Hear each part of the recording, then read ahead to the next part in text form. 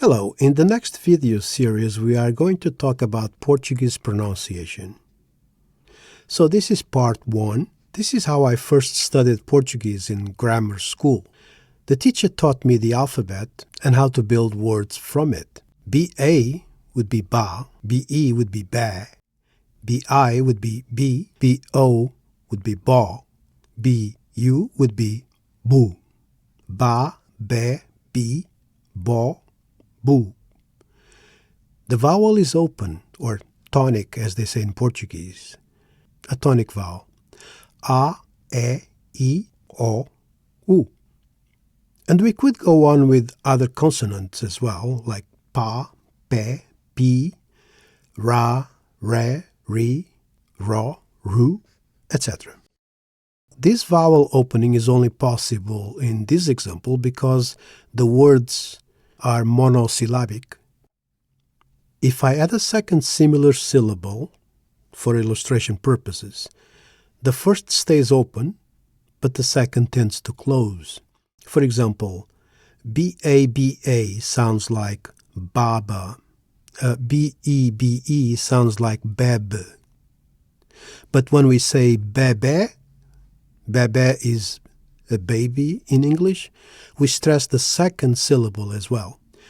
So here we add a graphical accent to mark it bebe, café, bonnet, but in bebe we also place an accent on the first syllable to ensure that it sounds like bebe, otherwise would be bebe, which makes no sense.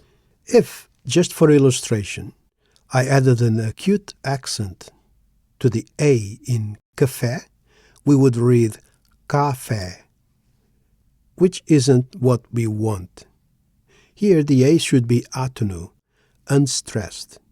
So, in summary, a monosyllabic Portuguese word tends to open the vowel ba, be, bi, bo, bu. And the two-syllable word usually keeps the first syllable stressed, open, while the second syllable is closed. To change the pattern, we use a graphical accent. Usually, we use the acute accent, which is the one that tilts to the right, but sometimes the grave accent tilting to the left is also used. But more about that in later lectures. Portuguese pronunciation part 2.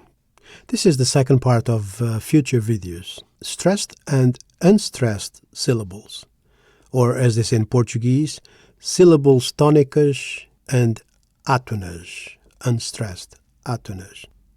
Let's look at a few examples. Civilização, são. Jornada, jornada. Rápido, rápido. The stressed syllables are são, na, ra. In that last word, notice the graphical accent.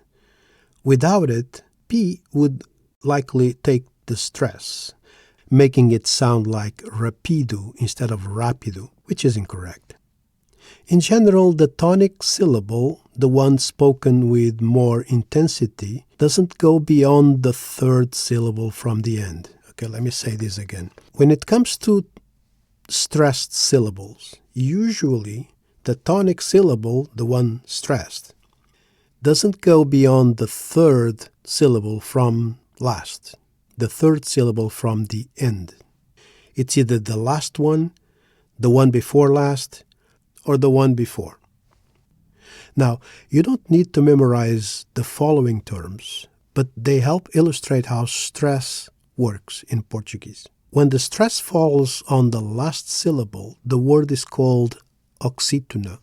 Examples: café, papel, jacaré, boné, oxytona. When the stress falls on the second to last syllable, it's a paroxytona, paroxytona. Examples: jornada, escola, mesa.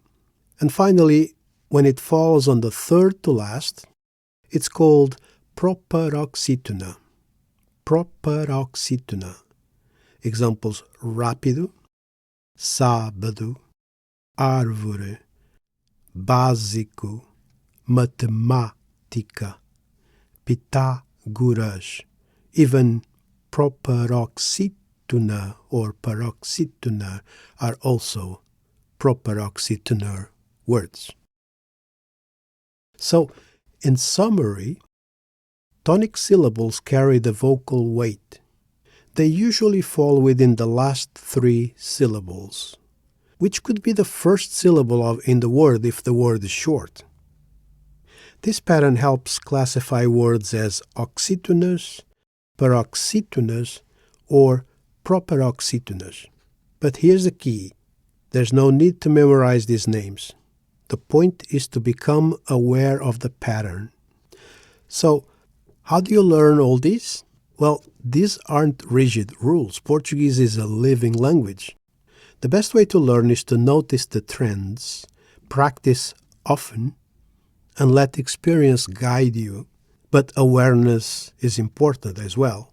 Academic knowledge helps, but it follows behind. Theory lags behind usage.